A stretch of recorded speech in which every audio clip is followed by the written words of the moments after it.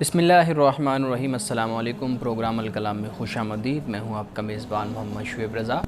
ناظرین کرام، پروگرام کے پہلے حصہ میں ہم قرآن کریم کی کچھ آیات کو سمجھنے کی کوشش کرتے ہیں اور اس کے ساتھ ساتھ کچھ بہت اہم سوالات کو پروگرام کا حصہ بناتے ہیں۔ حسب سابق ہمارے ساتھ شریک گفتگو ہیں جناب محمد امانت رسول صاحب۔ امانت صاحب خوش آمدید، بہت شکریہ آپ کے وقت کا۔ میری معاونت کے لیے موجود ہیں شارق، تھینک یو سو مچ شارق۔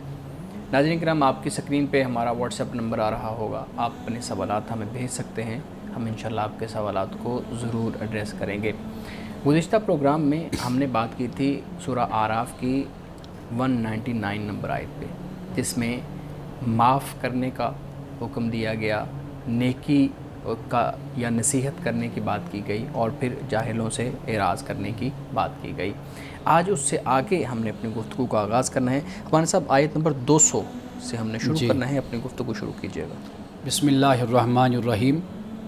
وَإِمَّا يَنزَغَنَّكَ مِنَ الشَّيْطَانِ نَزْغٌ فَاسْتَعِذْ بِاللَّهِ إِنَّهُ سَمِيعٌ علیم۔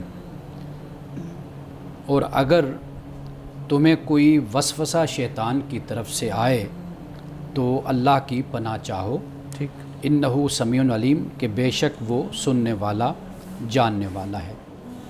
اب یہاں پر جو نزغن کا لفظ ہے نا، نزغن، اس کا مطلب ہوتا ہے دخول فی الامر لافسادہ، یعنی کسی معاملے میں داخل ہونا اس میں فساد پیدا کرنے کے لیے۔ شیطان کا اصل یہ کام ہے۔ ٹھیک ہے۔ جس طرح حضرت یوسف علیہ السلام نے یہ کہا تھا کہ بھئی شیطان نے میرے اور میرے بھائی کے درمیان مخالفت پیدا کر دی، دوری پیدا کر دی۔ وہاں پر بھی یہی الفاظ ہیں، نزغ الشیطان بینی و بین اخوتی، نزغ الشیطان بینی و بین اخوتی۔ صحیح۔ تو یہ بات یعنی قرآن پاک نے بیان کر دی۔ اب اصل جو شیطان کا کام ہوتا ہے، جس طرح قرآن نے بیان کیا، وسوسے پیدا کرنا، اور بہتر طریقہ کیا ہوتا ہے اس سے بچنے کا کہ اللہ تعالیٰ کی پناہ میں اپنے آپ کو دے دینا۔ احکام القرآن میں امام ابو بکر جساس نے ایک بڑی خوبصورت بات بیان کی ہے، اور وہ ناظرین کے لیے بھی بڑی دلچسپی کا باعث ہوگی یہ بات۔ انہوں نے بیان کیا کہ متقدمین میں سے ایک استاد نے اپنے شاگرد سے یہ کہا کہ بھئی اگر شیطان تمہیں اکساتا ہے تو تم کیا کرو گے؟ تو اس نے کہا کہ میں اس سے بھاگنے کی کوشش کروں گا۔ ٹھیک۔ تو استاد نے کہا کہ پھر وہ اگر اکساتا ہے تو کہا میں پھر اس سے بھاگوں گا۔ تو پھر اکساتا ہے پھر بھاگوں گا، کہا کہ یہ تو سلسلہ بڑا پھر طویل ہو جائے گا۔ پھر انہوں نے دوسری بات کہی، انہوں نے کہا کہ آپ بکریاں ہیں، ان میں آپ چلے جاتے ہیں بکریوں کے ریوڑ میں، تو وہاں پر کتا ہے تو وہ آپ پہ بھونکتا ہے تو آپ کیا کریں گے؟ تو کہیں گے میں اس کو بھگانے کی کوشش کروں گا۔ تو ان کا پھر بھی وہ بھونکتا ہے تو کہا میں پھر اس کو بھگانے کی کوشش کروں گا۔ تو انہوں نے فرمایا یہ تو پھر سلسلہ طویل ہو جائے گا، یہ تو پھر تم اس کو بھگاتے رہو گے اور وہ بھونکتا رہے گا۔ تو اسی طرح انہوں نے کہا کہ تم کیوں نہیں چرواہے کو کیوں نہیں آواز دیتے، چرواہے کو مدد کے لیے کیوں نہیں بلاتے کہ وہ آئے اور تمہاری مدد کرے اور تمہیں کتے سے بچائے۔ تو انہوں نے اسی طرح کہا کہ جب شیطان وسوسہ ڈالتا ہے تو پھر اللہ کی پناہ چاہو۔ جب تم اللہ کو پکارو گے، اللہ کو آواز دو گے، دعا کرو گے، تو اللہ تمہیں اپنی پناہ میں لے لے گا اور تمہیں شیطان کے وسوسوں سے اور شیطان کے حملوں سے تمہیں بچا لے گا۔ تو اصل جو ہے وہ بچانے والا جو ہے، جو مدد کرنے والا ہے، تو پھر انسان اس کو آواز دے، نہ یہ کہ اپنی طرف سے مصیبت سے بچنے کی کوشش میں لگا رہے۔ جس طرح وہ بزرگ جو فرماتے ہیں کہ بھئی شیطان اگر اکساتا ہے تو کیا کرو گے؟ کہ میں اس سے بچنے کی کوشش کروں گا، اس کو بھگاؤں گا۔ تو یا کتا بھونکتا ہے تو کیا کرو گے؟ جو میں اس کو بھگاؤں گا۔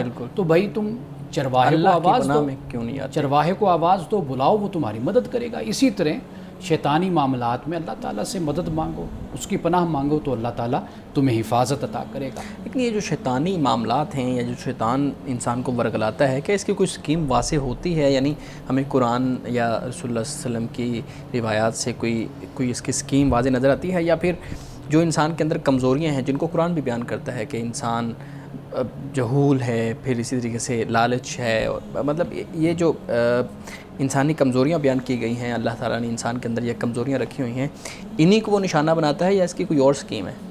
دیکھیے آپ نے صحیح بات کی طرف اشارہ کیا کہ قرآن مجید میں جو انسان کی اخلاقی کمزوریاں ہیں یا برائیاں ہیں وہ در حقیقت اس کے ذریعے سے شیطان انسان کو ورغلاتا ہے۔ پہلے یہ بات کلیئر کر لیجئے کہ شیطان انسان سے زبردستی کچھ نہیں کرواتا۔ اچھا، ہاں، زبردستی بائی فورس انسان سے کچھ نہیں کرواتا۔ قرآن مجید نے بھی اس کو بیان کیا کہ کل جب لوگ یہ کہیں گے کہ شیطان نے ایسا کیا، ہم سے کروایا، تو وہ شیطان خود وہاں پر ان سے برات کا اعلان کرے گا، بری ہونے کا اعلان کرے گا۔ وہ کہے گا بھئی میں نے تو صرف تم کو دعوت دی تھی، کیا تم نے خود تھا، تم نے انوائٹ کیا تھا، میں نے بلایا تھا، لیکن تم آئے اپنے اختیار کے ساتھ تھے، اپنے ارادے کے ساتھ تم آئے تھے۔ تو لہٰذا من شر الوسواس جو ہے، وسوسہ ہوتا یہی ہے کہ جس کو انسان دیکھ نہیں سکتا آنکھوں سے، لیکن انسان کے اندر شیطان جو سا ہے وہ چل رہا ہوتا ہے، اس کے دل میں خیال باطنی پیدا ہو جاتا ہے، کمزوریوں کو نشانہ بناتا ہے۔ ایک تو یہ چیز ہوتی ہے، دوسرا یہ ہوتا ہے کہ وقت اور موقع جو سا ہوتا ہے وہ بھی بڑا اہم ہوتا ہے شیطان کے لیے۔ یعنی مثال کے طور پر آپ دیکھیے کہ تنہائی ہے، آئسولیشن ہے، خلوت میں ہے انسان، تو وہاں پر بھی شیطان انسان کو نشانہ بناتا ہے۔ واضح بات ہے کہ انسان یہ سوچتا ہے میں اکیلا ہوں، مجھے کوئی نہیں دیکھ رہا، بالکل بالکل، لہٰذا میں کوئی غلط کام کچھ بھی کروں گا تو میں کچھ بھی کر سکتا ہوں۔ تو اکثر جو برائیاں ہیں، قرآن پاک نے جو رات کے وقت کی بات کی ہے، وہ اسی لیے بات کی ہے نا کہ رات کے وقت میں انسان آسانی سے برائی کر لیتا ہے، کیونکہ اندھیرا ہوتا ہے، تاریکی ہوتی ہے۔ تو لہٰذا یہ جو قرآن پاک نے بیان کیا ہے وسوسہ، یہ صرف یہ نہیں کہ ایک باطنی حالت ہے انسان کے اندرونی داخلی حالت، یہ بھی ہے کہ جو وقت ہوتا ہے، ٹائم ہوتا ہے، یہ بھی در حقیقت اس کو بھی شیطان ٹارگٹ کرتا ہے کہ جب انسان اکیلا ہو، تنہائی میں ہو۔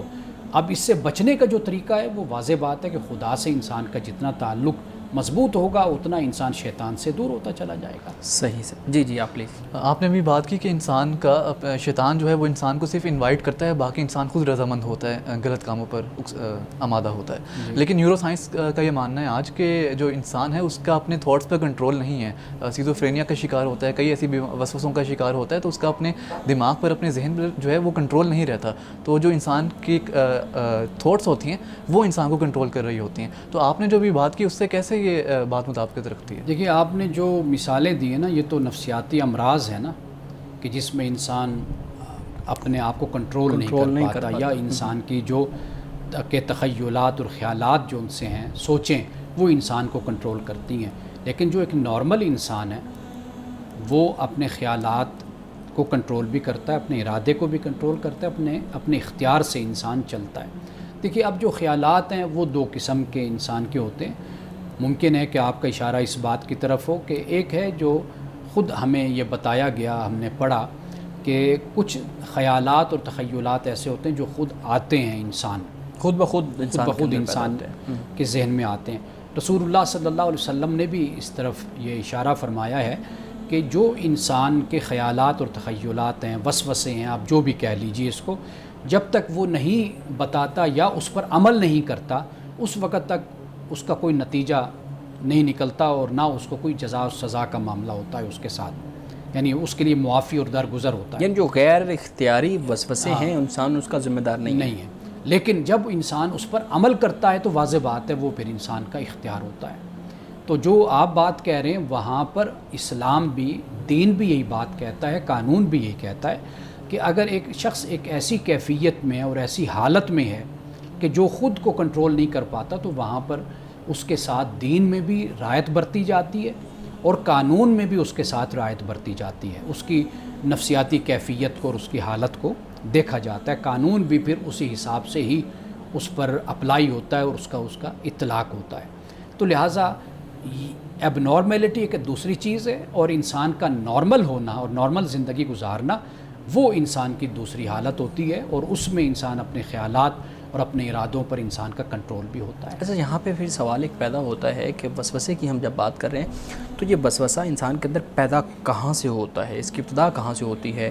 بری صحبت سے ہوتی ہے، برے خیالات سے ہوتی ہے، منفی خیالات سے ہوتی ہے، یا انسان کے اپنے نفس سے ہی اس کی ابتدا ہو جاتی ہے؟ کہاں سے یہ ابھرتے ہیں؟ اگر دین کی روشنی میں ہم دیکھیں نا، اسے بہت سے علماء نے، جیسے امام غزالی ہیں، ابن جوزی ہیں، امام ابن قیم ہیں، اور بہت سے علماء نے جنہوں نے تزکیہ نفس پر کتابیں لکھی ہیں انہوں نے اس بات کو لکھا ہے کہ جب آپ دین سے دور ہو جاتے ہیں، یعنی دین سے دور ہونے سے مراد یہ کہ علم سے جب آپ دور ہو جاتے ہیں، جب آپ جہالت میں پڑ جاتے ہیں تو وہاں سے بھی وسوسے انسان میں شروع ہوتے ہیں. یعنی جسے ہم یقین کہتے ہیں، جسے ہم ایمان کہتے ہیں، پختگی کہتے ہیں انسان کی، یعنی میں اللہ کو مانتا ہوں، میں دین کو مانتا ہوں، قرآن کو مانتا ہوں، تو یہ اس پر پختگی انسان کی یہ جہالت کو اور وسوسوں کو دور کرتے. اور قرآن مجید میں اس لیے علم کا جو لفظ استعمال ہوا وہ وحی کے لیے، دین کے لیے، یعنی بالکل ایک بات، بالکل کیٹاگوریکل ایک بات کو بیان کیا گیا، واضح طور پر بیان کر دیا گیا، تو اس میں کوئی شک نہیں ہے، کوئی شبہ نہیں، کوئی وسوسہ نہیں ہے. لیکن جب علم سے انسان کٹتا ہے، دور ہوتا ہے، تو جہالت ڈیرے ڈالتی ہے. وہ جہالت در حقیقت انسان میں وسوسے پیدا کرنے کا ذریعہ بنتی ہے. ایک تو یہ بات ہوگی. دوسری بات جو جس طرف آپ نے اشارہ کیا، جو صحبت ہے نا، یہ ایسے لوگوں کی ہونی چاہیے کہ جو علم والے اگر ہوں، یعنی ایسے لوگ جو شکوک و شبہات میں رہنے والے ہوں، ایمبیگوٹی میں رہنے والے ہوں، ابہام میں رہنے والے ہوں، جو تشکیک کو پیدا کرنے والے ہوں، اس میں رہنے سے بھی انسان، ان کے ساتھ رہنے میں بھی انسان نفسیاتی مسائل کا شکار ہوتا ہے. اگر انسان کو ایسے علم والوں کی صحبت ملے کہ جو بالکل واضح راستہ بین انسان کو بتائیں، راستہ ایک نجات کا راستہ ہے، ایک ہلاکت کا راستہ ہے، تو اس سے بھی انسان ان مسائل سے اپنے آپ کو بچا لیتا ہے. صحیح. اور یہی وہ بنیاد ہے جس کے بعد انسان پھر منفی خیالات اور پھر اس کے بعد مخالفت اور اس کے بعد لڑائی جھگڑے اور فسادات کے اندر پڑنا شروع ہو جاتا ہے. آپ نے بڑی خوبصورت بات کی کہ اس کی ابتدا کہاں سے ہوتی ہے، کہ جب انسان اپنی ملت سے یا اپنے عقیدہ سے یا اپنے مذہب سے، اخلاقیات سے دور ہوتا جاتا ہے، اپنی صحبت پوری کر لیتا ہے، تو پھر یہ معاملہ ہوتا ہے. بعض اوقات ایسا بھی ہوتا ہے کہ انسان عبادت کے اندر ہے، نماز کے اندر ہے، یا کوئی بھی عبادت کر رہا ہے. جیسے پچھلے دنوں قربانی کا معاملہ گزرا ہے، قربانی کی عبادت گزری ہے، تو اس میں بھی انسان کے ذہن میں وسوسے پیدا ہوتے ہیں. جیسے کسی نے یہ سنا کہ انسان کی نیت ٹھیک ہونی چاہیے، تو اب جب وہ اپنے جانور پہ چھری چلا رہا ہے تو پھر اس کے ذہن میں خود بخود یہ خیالات پیدا ہو جاتے ہیں کہ یار میرے ذہن میں کہیں ریاکاری تو نہیں آ گئی، کہیں یہ تو نہیں ہوگا کہ میں نے سوچ لیا ہو کہ میرا بکرا اس سے بڑا ہے. یا نماز کے اندر بھی یہ معاملہ ہوتا ہے. تو نماز کے اندر جو وسوسے آتے ہیں کہ میں نے یہ رکن ادا نہیں کیا، میں نے پتہ نہیں تسبیح کتنی دفعہ پڑھی ہے، میں نے اللہ اکبر کہا تھا یا نہیں کہا تھا، میرا خیال کہیں اور چلا گیا تھا، ان وسوسوں کا پھر کیا معاملہ ہے؟ برے خیالات بھی آ جاتے ہیں بعض اوقات. اور بعض اوقات تو یہ بھی ہو جاتا ہے کہ انسان اپنی پوری کی پوری پلاننگ ہی نماز کے اندر کرنا شروع کر دیتا ہے. تو اس کا پھر حل کیا ہے؟ میں پہلے یہ اشارتاً میں نے بات کہی تھی کہ خیال دو قسم کے ہیں نا، ایک خیال آتا ہے، ایک لایا جاتا ہے. آنے والے خیال پر کوئی پابندی نہیں ہے، نہ کوئی اس پر اللہ کی طرف سے کوئی سزا ہے، وہ جیسا بھی ہو، جیسا بھی وہ خیال آتا ہے. بہت برے خیالات بھی انسان کو آتے ہیں، لاتا نہیں ہے، آتے ہیں. ٹھیک ہے. تو لانے پر اصل اعتراض ہوتا ہے، اس پر انسان کے لیے جزا اور سزا کا معاملہ ہوتا ہے. یعنی لانے پر بھی انسان جب تک اس کو عمل کا اپنا حصہ نہیں بناتا، تو لہٰذا انسان در حقیقت جب لاتا ہے تو وہیں سے پھر اس کا سفر، آپ یوں کہہ لیجئے کہ جرائم کی طرف جو اس کا ایک عملی صورت ہوتی ہے، اس کی طرف پھر انسان کا رجحان بڑھنے لگ جاتا ہے. ٹھیک ہے. لیکن صحیح مسلم کی ایک حدیث ہے جس میں رسول اللہ صلی اللہ علیہ وسلم نے اسی کا حل یہ فرمایا کہ جس طرف تمہارا زیادہ رجحان جاتا ہے نا، تم اس کو قبول کر لو. یعنی مثال کے طور پر آپ نماز پڑھ رہے ہو، جیسے شعیب صاحب نے کہا کہ بھئی 4 رکعتیں ہیں کہ میں نے 2 پڑھی ہیں یا 3 پڑھی ہیں، تو جس طرف اس کا رجحان جاتا ہے بس اسی پر عمل کر لے. اسی طرح وضو کر رہا ہے تو وضو کرنے میں جس طرف رجحان جاتا ہے بس اسی طرف عمل کر لے. اپنے آپ کو الجھا کر نہ رکھے انسان. وہ کہتے ہیں نا کہ جسٹس ڈیلیڈ جسٹس ڈینائڈ. تو فیصلہ جو ان سے ہوتا ہے وہ ہو جانا چاہیے. بس آپ فوری طور پر جو بھی معاملہ ہے، نماز پڑھ رہے ہیں، آپ نے غور کیا، سوچا کہ زیادہ رجحان آپ کا اس طرف جا رہا ہے، تو لہٰذا آپ اسی کو اختیار کر لیں. اپنے آپ کو الجھا کر آپ نہ رکھیں. تو یہ سمپل اور سادہ سا اس کا حل ہے. باقی جو ہے کہ ایک شخص خیالات لاتا ہے، پھر نماز میں وہ اپنا کوئی دکان کا حساب کتاب کھول کے بیٹھ جاتا ہے، اپنی تجارت کا یا کوئی اور معاملہ اپنے ذہن میں پھنسا کر پھر نماز پڑھتا ہے. اور کئی لوگ یعنی امام کے پیچھے کھڑے ہیں تو وہ اپنے ایشوز، اپنے مسائل پر غور و فکر کرتے رہتے ہیں. تو اس سے اجتناب کرنا چاہیے اور ہر ممکن حد تک یعنی کوئی بھی وسوسہ، کوئی خیال انسان کے ذہن میں آئے اس کو چھٹک دے. جھٹک دے اور نماز پر وہ اپنی پوری توجہ لگائے۔ وسوسے اچھے بھی ہوتے ہیں صرف برے ہی ہوتے ہیں؟ یہ بات بھی آپ کی بڑی اہم ہے۔ بہت سی اچھی باتیں بھی انسان کے ذہن میں آتی ہیں، اور وہ یہ ہے کہ انسان حسن ظن یہ دوسرے کے لیے قائم رکھے۔ جیسے ابھی آپ نے مثال دی نا کہ وہ قربانی کر رہا ہے تو وسوسہ آتا ہے کہ بھئی پتہ نہیں ریاکاری نہ ہو گئی ہو، تو یہ بہت اچھی بات ہے کہ پھر وہ اپنے آپ کا جائزہ لیتا ہے، اپنا احتساب کرتا ہے، تزکیہ نفس کرتا ہے، اپنے آپ کو سوچتا ہے کہ میرے عمل میں ریاکاری پیدا نہ ہو، تسن و بناوٹ پیدا نہ ہو، تو یہ بہت اچھی چیز ہے۔ لیکن اس میں بالکل پھنس کر رہ جانا یہ پھر نقصان دہ بات ہو جاتی ہے۔ یعنی انسان کی شخصیت پہ جہاں پہ برے وسوسے کا اثر ہوتا ہے وہاں پہ اچھے خیالات کا، اچھے وسوسوں کا بھی اثر ہوتا ہے۔ بالکل اثر ہوتا ہے، اور انسان اس طرح اپنے آپ کو تقسیم نہ کرے نا کہ مثال کے طور پر جیسے آپ نے کہا کہ ریاکاری مجھ سے ہوئی ہے یا نہیں ہوئی، کہ ریاکاری تو نہیں ہو گئی، یہ ایک اچھا جذبہ ہے انسان کے اندر کہ وہ غور کرتا ہے، لیکن اب وہ اسی میں پھنس کر رہ جائے اور یہ سمجھے کہ میری قربانی نہیں ہوئی، سب کچھ رد ہو گیا، یہ تو بالکل غلط ہو گیا، یہ مجھ سے کیا ہو گیا، یہ ایک نئی نفسیاتی مرض اپنے اندر پیدا کر لے، تو یہ بھی ایسا بھی نہیں ہونا چاہیے۔ اور ایک بات جو آپ نے پہلے کہی نا، دیکھیے میں عرض کروں گا کہ حسن ظن کو غالب رکھنا چاہیے اس وقت تک جب تک آپ کے پاس ایسی دلیل نہ ہو جیسے سورج چمکتا ہے اور دن روشن ہوتا ہے، واضح، اس وقت تک آپ اپنے ذہن میں حسن ظن کو رکھیے۔ آپ حسن جو برا ظن جو سا ہے اس کو اپنے قریب بھی نہ پھٹکنے دیں، حسن ظن رکھیے دوسرے سے اس وقت تک جب تک آپ یقین تک نہیں پہنچ جاتے، تو اس وقت تک آپ کبھی بھی کسی کے بارے میں کوئی رائے نہ قائم کیجیے۔ لیکن بعض اوقات امانہ صاحب ایسا بھی تو ہوتا ہے نا، ہم کل کے پروگرام میں بھی یا شاید پچھلے کسی پروگرام میں ہم نے ڈسکس کیا تھا کہ انسان یہ سمجھتا ہے کہ یار اگر میں کسی کو دوسرے کو یہ بات نہیں کہوں گا اور یہی موقع ہے یہ بات کرنے کا، تو میں تو وہ جیسے کہتے ہیں نا ٹرین چھوٹ جائے گی میری اور میں صحیح موقع گوا دوں گا۔ اب بعض اوقات ایسا ہوتا ہے کہ انسان کے ذہن میں خیالات آ رہے ہوتے ہیں، انسان یہ سمجھ رہا ہوتا ہے کہ یار میں یہاں پہ نا بس لوہا گرم ہے تو میں اوپر ضرب لگا دوں، بس یہ بڑا اہم موقع ہے۔ تو آپ کہہ رہے ہیں کہ حسن ظن رکھنا چاہیے جب تک کوئی واضح دلیل نہ آ جائے۔ اب یہاں پہ تو حسن ظن وہ برے گمان کی بنیاد پہ لوگوں کے گھر توڑا دیتے ہیں ہم چھوٹی چھوٹی بات کر کے، تو وہ جو انسان کے اندر یہ پیدا ہوتا ہے کہ یار یہ میں موقع نہ گوا دوں، موقع جو ہے نا وہ ضائع نہ ہو جائے، اب اس چیز کو پھر انسان کیسے کنٹرول کرے؟ وہ تو پھر لڑائی جھگڑے شروع ہو جاتے ہیں۔ انسان اپنی تربیت کرے، جب آپ کسی سے بات کر رہے ہیں اس کا واضح اخلاق کردار آپ کے سامنے ہے، اس نے آپ کے ساتھ مس بیہیو کیا ہے، جی جی، بد سلوکی کی ہے، آپ خود اس کے گواہ ہیں، آپ کے ساتھ سارا معاملہ ہوا ہے، تو آپ بالکل اس کے سامنے بات کیجئے موقع محل دیکھ کر۔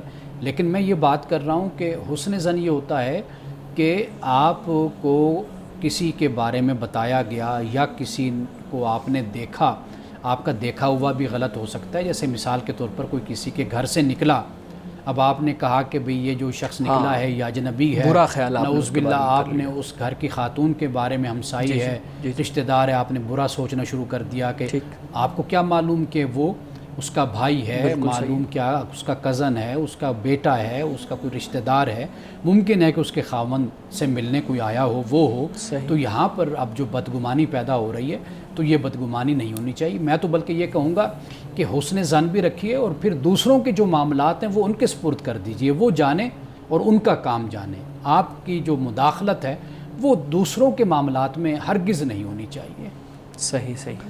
جی شعیب صاحب نے اچھے وسوسوں اور برے وسوسوں کی بات کی، تو میں اچھے وسوسوں کے بارے میں پوچھنا چاہوں گا کہ کئی وسوسوں کے بارے میں کہا جاتا ہے کہ بلکہ وسوسوں کے بارے میں کہا جاتا ہے کہ یہ خدا کی نعمت ہے، کیونکہ جب آپ پر وسوسے طاری ہوتے ہیں تو آپ نیگیٹو سوچتے ہیں تو آپ مجبور ہوتے ہیں کہ آپ اپنی سروائیول کے لیے کوشش کریں، زیادہ سے زیادہ ایفرٹ ڈالیں، تو اس سے آپ کی جو گروتھ ہے الٹیمیٹلی وہ ہوتی ہے۔ تو کیا وسوسوں کے متعلق کہا جا سکتا ہے کہ یہ اللہ تعالیٰ کی ایک طرح سے نعمت ہے؟ دیکھیے، جب وسواس کا لفظ ہم استعمال کرتے ہیں نا، یہ بہت ہی خفیہ قسم کے حملے انسان کی ذات پر ہوتے ہیں، یعنی ہم اس کو نیگیٹو کہہ سکتے ہیں لفظ کو؟ قرآن مجید نے اس کو نیگیٹو ہی اس کو بیان کیا ہے، وسواس من شر الوسواس، جو برے وسوسے ہیں، قرآن پاک نے یہ کہا ہے، جو خفیہ حملے انسان کی ذات پر ہوتے ہیں، اور شیطان ایک حدیث کے مطابق انسان کی رگوں میں خون کی طرح یہ چلتا ہے، یعنی انسان منفی سوچ کے ساتھ، منفی کردار کے ساتھ، منفی اخلاق کے ساتھ انسان کئی دفعہ ایسا رویہ اختیار کر بیٹھتا ہے کہ جس پہ بعد میں انسان کو پھر پچھتاوا ہوتا ہے۔ قرآن پاک نے اس کو جہالت کا بھی لفظ اس کو دیا ہے۔ جہاں آپ بات کہہ رہے ہیں، دیکھیے وہ بھی ایک مثبت پہلو ہو جاتا ہے اس حوالے سے کہ انسان پھر غور کرتا ہے۔ اگر انسان سے کوئی غلطی ہوئی، کوئی وسوسہ پیدا ہوا، اس پر انسان کوئی عمل کر بیٹھا ہے، تو قرآن پاک نے اسی کو ہی جہالت قرار دیا۔ لیکن ثم یتوبون من قریب بھی قرآن پاک پھر کہتا ہے کہ جب کوئی ایسا اقدام جہالت میں انسان اٹھا بیٹھتا ہے، پھر اس کے بعد فوراً توبہ بھی کرتا ہے، اللہ کی طرف انسان پلٹتا بھی ہے۔ تو یہ بات ٹھیک ہے آپ کی کہ دیکھیے بڑے بڑے اللہ کے نیک بندے، اللہ کے ولی، کہ ان سے گناہ ہوئے، غلطیاں ہوئی، ان پر وہ روئے، انہوں نے اس پر پچھتاوے کا اظہار کیا، اللہ کی بارگاہ میں آئے، انہوں نے معافی مانگی، اللہ تعالیٰ نے ان کو معاف کیا۔ تو کئی دفعہ انسان غلطی کر کے بھی نیکی کی طرف پلٹ آتا ہے، اور کئی دفعہ نیکی کر کے بھی، گناہ کر کے بھی نیکی کی طرف پلٹتا ہے، کئی دفعہ نیکی کر کے بھی انسان اسی حالت سب کچھ اپنا ضائع کر بیٹھتا ہے۔ صحیح۔ اچھا مولانا صاحب، یہ جو خاندانی ہمارے ہاں نظام ہے، اس کے اندر اس چیز کا خاص طور پہ جس کا ہم ذکر کر رہے ہیں، وسوسے کا بہت زیادہ اثر و رسوخ بھی ہوتا ہے، رد عمل بھی اس کی بنیاد پہ دیا جاتا ہے۔ آپ کیا کہیں گے، ہمارے ہاں جو خاندانی نظام کے اندر برائیاں ہیں، یہ انہی وسوسوں کی بنیاد پہ ہیں؟ آپ اس کو وسوسہ دیکھیے، آپ نا وسوسہ جو لفظ ہے یہ بہت ہی خاص معنی میں آپ اس کو لیں۔ ٹھیک ہے۔ آپ یوں کہہ سکتے ہیں کہ شیطان کی طرف سے وسوسہ ڈالا جاتا ہے، یہ خفیہ حملہ کیا جاتا ہے کہ بھئی تم پر فلاں عورت نے یا فلاں تمہارے رشتہ دار نے تم پر کوئی جادو کر دیا ہے، تمہارے بارے میں یہ بات کی ہے، یا حسد تم سے کرتی ہے یا کرتا ہے، انہوں نے تمہارے خلاف ایسے کر دیا ہے۔ تو یہ وسوسہ انسان میں شیطان پیدا کرتا ہے تاکہ پھر وہ اس کے ساتھ الجھے، اس سے لڑے، اس کا مقابلہ کرے۔ تو یہ جو بدگمانی ہے نا، وہ ایک بڑی مختلف چیز ہو جاتی ہے۔ وسوسہ بہت ہی باریک حملہ ہوتا ہے کہ جس کو انسان کئی دفعہ سمجھ بھی نہیں پاتا، بالکل صحیح، کہ میرے جو یہ جذبات اور احساسات ہیں یہ کیوں پیدا ہوئے ہیں اور اس کی کیا وجہ ہے، وہ اس کو سمجھ نہیں آ پاتی اور وہ اس کے ہاتھوں پھر استعمال ہو جاتا ہے۔ صحیح ہو رہی تھی، ہم اس پہ کافی چیزیں سیکھ رہے تھے، لیکن کچھ ایسے سوالات ہیں، میں چاہ رہا ہوں اس پہ بھی آپ بات کریں۔ ہمارے ہاں 3 لفظ عام طور پہ استعمال کیے جاتے ہیں۔ آج کل سوشل میڈیا کا دور ہے، تو بار بار ایسے الفاظ استعمال کیے جاتے ہیں، کبھی کسی شخص کے بارے میں، کبھی کسی شخص کے بارے میں، کافر، مشرک اور منافق۔ میں چاہوں گا کہ آپ ان تینوں میں فرق واضح کیجیے گا، اور قرآن ان الفاظ کو کن افراد یا اشخاص یا شخصیتوں کے ساتھ لنک کرتا ہے۔ کافر کے بارے میں قرآن مجید یہ بتاتا ہے کہ کافر وہ ہوتا ہے کہ جو ارادتاً، جان بوجھ کر، ضد کے ساتھ، ہٹ دھرمی کے ساتھ، حالانکہ اس پر حق واضح ہو گیا اور اس کو بتا دیا گیا کہ حق کیا ہے، پیغمبر نے، اللہ کے نبی اور رسول نے حق اس پر واضح کر دیا، لیکن وہ اس پر ڈٹا رہا۔ ٹھیک ہے۔ تو یہ جو ڈینائل ہوتا ہے، یہ جو انکار ہوتا ہے، اس کو قرآن مجید کفر کہتا ہے۔ ٹھیک ہے۔ اور جو یہ راستہ اختیار کرنے والا ہوتا ہے اس کو کافر کہا جاتا ہے۔ اور یہاں پہ یہ بھی میں ایک فرق آپ کو بتاتا چلوں کہ قرآن مجید نے اہل کتاب کو اہل کتاب کہا ہے، یعنی صحیح۔ جو مسیحی ہیں، یہودی ہیں، ان کو قرآن مجید نے یا اہل الکتاب، اے اہل کتاب کہا ہے۔ ان کو قرآن مجید نے یا ایھا الکافرون نہیں کہا، اے کافرون۔ ٹھیک ہے، ٹھیک ہے۔ اور قرآن میں متعدد جگہ پہ اہل کتاب کا اہل ذکر ہے۔ کتاب کا ذکر ہوا۔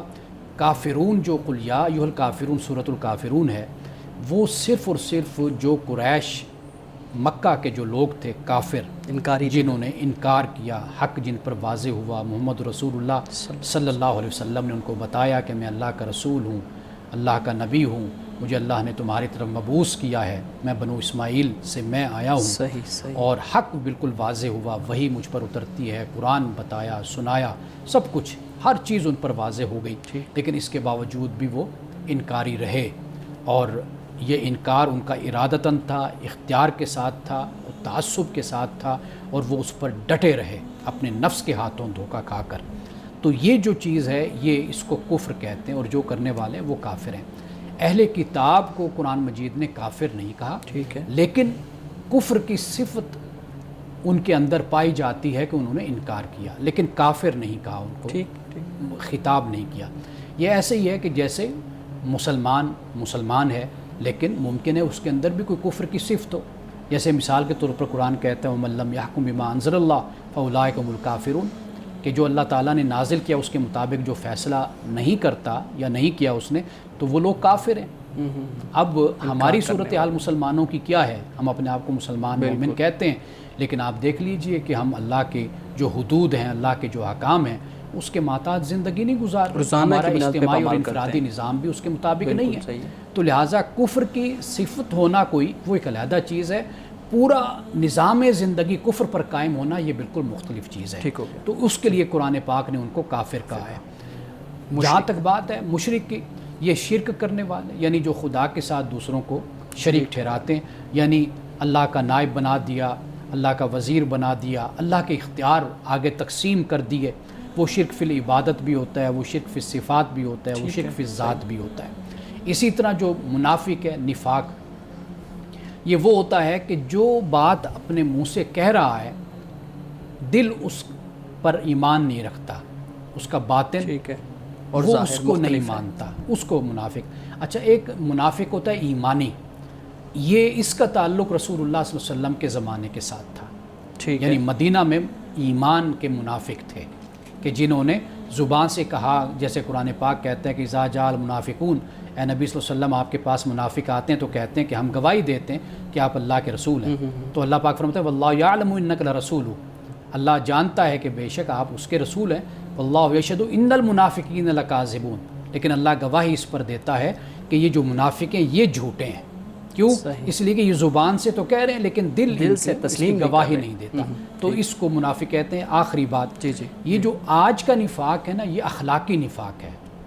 جسے رسول اللہ صلی اللہ علیہ وسلم نے اس طرح فرمایا کہ جو منافق کی 3 نشانیاں ہیں، کہیں پر 4 آپ نے فرمایا کہ جب بات کرے گا جھوٹ بولے گا، جب کوئی بحث ہوگی جھگڑا ہوگا تو گالیاں دینا شروع کر دے گا، جب امانت رکھی جائے گی تو خیانت کرے گا، جب وعدہ کرے گا تو وعدہ خلافی کرے گا.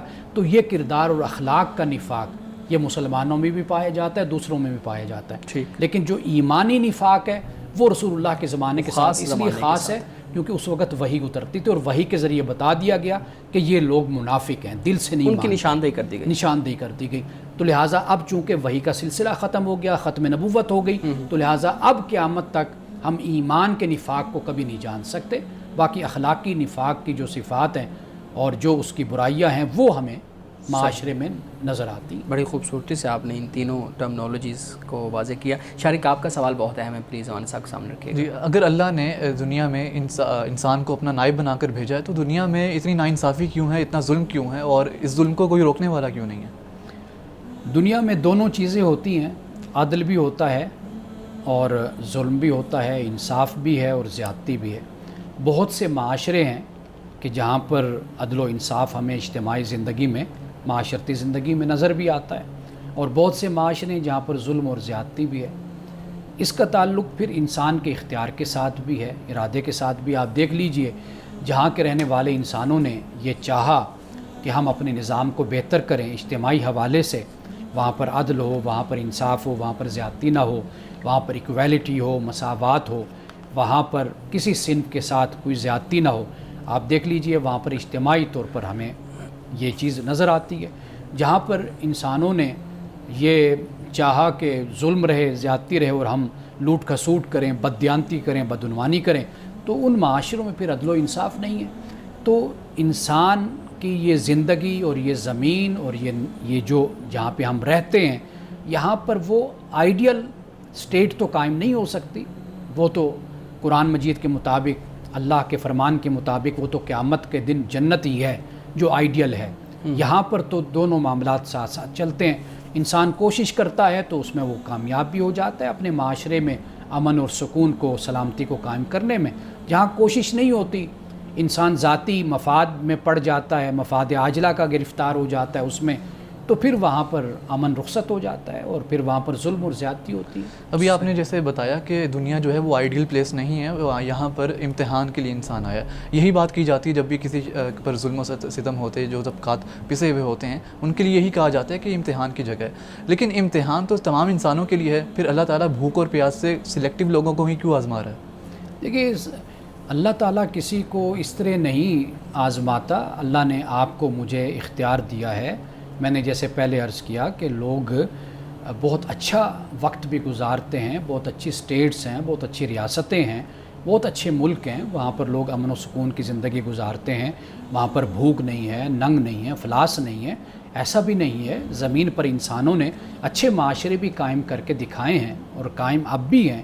اور سب سے بڑی مثال ہم مثالی معاشرہ رسول اللہ صلی اللہ علیہ وسلم کا اور صحابہ کا, خلفائے راشدین کا معاشرہ ہم سامنے رکھتے ہیں. تو اچھے معاشرے بھی دنیا میں قائم ہوئے.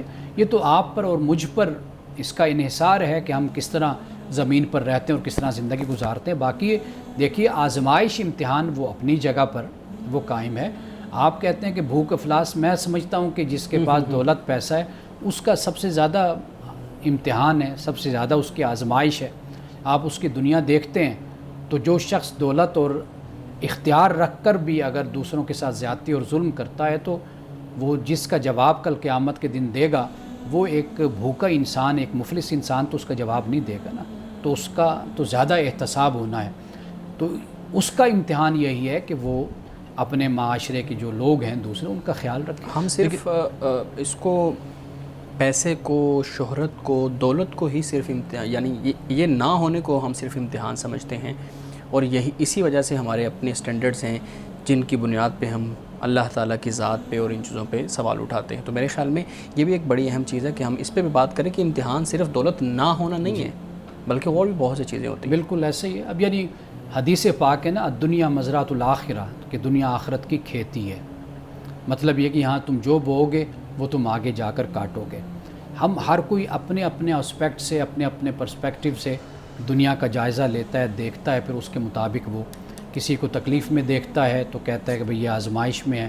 تو ہم نے بھوک اور مفلسی کو ہم نے آزمائش سمجھا ہے. انسان کی زندگی ویسے بھی آزمائش میں. آپ انسان کی تگ و دو دیکھ لیجئے, انسان کی کوشش دیکھ لیجئے کہ کہاں سے انسان سفر کرتا ہے اور ساری زندگی دوڑتے دوڑتے آخر پھر قبر میں جا سوتا ہے. صحیح.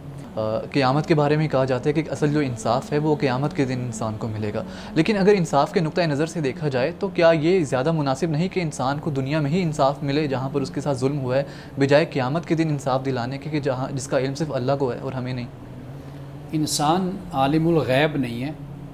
قانون ہمیشہ ظاہر پر لاگو ہوتا ہے, اپلائی ہوتا ہے. یعنی جو ظاہر میں نظر آتا ہے, جو پروف ہوتا ہے, جو ثبوت ہوتا ہے, جو شواہد ہوتے ہیں, ان کے مطابق جو گواہیاں ہوتی ہیں اس کے مطابق قانون حرکت میں آتا ہے. تو لہٰذا بہت کچھ ایسا ہوتا ہے کہ جو انصاف نہیں ہو پاتا, یعنی پردے میں ہو گیا, اور جو ظالم ہے وہ بچ جاتا ہے کئی دفعہ. بلکہ کرپشن کے بارے میں ہمارے ایک دوست بتا رہے تھے کہ جو کرپشن ہے اب وہ یہاں بیٹھ کر نہیں ہوتی, اب وہ دنیا میں ہو رہی ہے. یعنی ایک انسان پاکستان میں ہے, وہ سب کچھ طے کر رہا ہے کینیڈا میں بیٹھ کر, امریکہ میں بیٹھ کر, انگلینڈ میں بیٹھ کر طے کر رہا ہے, دبئی میں بیٹھ کر طے کر رہا ہے. اب آپ دیکھیے کہ قانون ان کو اپنی گرفت میں نہیں لا سکتا. بالکل. یہ بہت ہی ٹرانسپیرنٹ طریقے سے ساری بدعنوانی کرتے ہیں, کرپشن کرتے ہیں, ساری سودے بازی بیٹھ کر کرتے ہیں, قانون ان کو نہیں پکڑ سکتا. تو اب یہاں پر کون پکڑے گا پھر اس کو؟ واضح بات ہے کہ پھر آخرت کا تصور اسی بنیاد پر ہے کہ آخر ایک عدالت لگنی ہے جب تمہیں اللہ کی بارگاہ میں جواب دینا ہے. یہ ایک بنیادی تصور و بنیادی عقیدہ ہے اسلام میں. اس دنیا میں ہم ظاہر بین ہیں, یعنی ہمارے پاس کوئی غیب کا علم نہیں ہے, ہم اتنی کوئی گہری نظر نہیں رکھتے کہ ہم پردے میں سب کچھ دیکھ لیں. صحیح. وہ خدا کی ذات ہے جو عالم الغیب و شہادہ ہے. وہ قیامت کے دن پھر اس بات کا فیصلہ کرے کہ قانون کی گرفت میں جو آئے گا وہ ملک کا قانون ہوتا ہے, اس کے مطابق وہ قانون اس کو سزا دیتا ہے. اور کئی دفعہ ظالم بچ بھی جاتا, مظلوم بیچارہ چیختا رہتا ہے, بولتا رہتا ہے, لیکن قانون کیا کرے؟ قانون تو ظاہر پر ہی چلے گا نا. اس کے سامنے جو ثبوت, جو دلائل, جو شواہد اور جو گواہیاں آئیں گی, قانون اس پر فیصلہ کرے گا. قانون کے پاس اور کیا طریقہ اور ذریعہ ہو سکتا ہے؟ تو لہٰذا اسی لیے آخرت کا عقیدہ ہے کہ کل قیامت کے دن پھر جو ظالم یہاں پر بچ جائے گا وہاں پر پھر اس سے پوچھا جائے گا کہ تم نے یہ زیادتی کی تھی, اب تم اس کا حساب دو. ایسا بہتر نہ ہوتا کہ اس دنیا کے اندر ہی جو ظالم بچ گیا ہے اللہ اس کو اسی وقت سزا دیتا تاکہ نشان عبرت لوگوں کے لیے بن جاتا کہ اگلی دفعہ کسی نے یہ ظلم نہیں کرنا. دیکھیے یہ جو انداز ہوتا ہے نا سوال کا، اگر ایسا نہ ہوتا تو اچھا نہ ہوتا، تو اس کا تو کوئی جواب نہیں ہے نہیں، ایک آئیڈیل صورت ہے نا کہ یہ آئیڈیل صورت نہیں، آئیڈیل صورت وہ ہے، اس لیے کہ انسان، قرآن مجید اس کو بیان کرتا ہے کہ اگر ہم اس طرح سزا کا طریقہ رائج کر دیتے نا تو انسان کے پاس ایک حجت، ایک معذرت ہوتی، ایک عذر ہوتا، وہ کہتا ہے یا اللہ تو نے موقع ہی نہیں دیا، وقت ہی نہیں دیا، تو میں کس طرح میں اس کی تلافی کرتا، تو مجھے موقع دیتا۔ تو اس کو موقع دیا گیا، مہلت دی گئی، اس کو مدت دی گئی، اس لیے مرتے دم تک کہا گیا کہ یہ کبھی انسان پلٹ آئے، واپس پلٹ آئے، اس کو وقت دیا جاتا ہے۔ تو معافی مانگنے والے، توبہ کرنے والے واپس بھی آ جاتے ہیں۔ ایسے لوگ بھی ہم نے دیکھے ہیں جو اپنی جائیدادیں تقسیم کر دیتے ہیں، بانٹ دیتے ہیں، یتیم خانے کو دے دیتے ہیں، ہاسپٹل کو دے دیتے ہیں، خیراتی ادارے کو دے دیتے ہیں۔ ایسے بھی ہوتے ہیں جو مرنے سے پہلے معافی بھی مانگتے ہیں، توبہ بھی کرتے ہیں، جس کا دل دکھایا، جس کا حق مارا، اس کو واپس بھی لوٹا دیتے ہیں۔ تو اللہ تعالیٰ نے انسان کو مہلت دی ہے تاکہ وہ قیامت کے دن کوئی عذر، کوئی بہانہ نہ پیش کر سکے۔ صحیح مولانا صاحب، آج کے حدیث مبارک کا بیان کیجیے گا۔ رسول اللہ صلی اللہ علیہ وسلم نے فرمایا کہ جو شخص یہ پسند کرتا ہے کہ لوگ اس کے لیے تعظیماً کھڑے ہوں، وہ اپنا ٹھکانہ دوزخ بنا لے، یعنی اس کا ٹھکانہ دوزخ ہے۔ کیوں؟ اس لیے کہ یہ تکبر کی علامت ہے، کبر کی علامت ہے کہ انسان یہ چاہے کہ میں چونکہ بڑا ہوں علم میں اور ہر لحاظ سے، تو مال میں، دولت میں، شہرت میں، تو لہٰذا لوگوں کو چاہیے کہ وہ میرے استقبال میں کھڑے ہوں۔ تو رسول اللہ صلی اللہ علیہ وسلم نے ایسے شخص کو یہ وعید سنائی ہے کہ اس تکبر اور کبر کی وجہ سے وہ اپنا ٹھکانہ دوزخ خیال کرے۔ ناظرین کرام، اس دعا کے ساتھ اپنے پروگرام کا اختتام کریں گے۔ اللہ رب العزت حسن کلام اور تاثیر کلام عطا فرمائے، ہماری زبان کے گروں کو کھول دے اور سننے والوں تک خیر کا پیغام پہنچے۔ اجازت دیجیے، خدا حافظ۔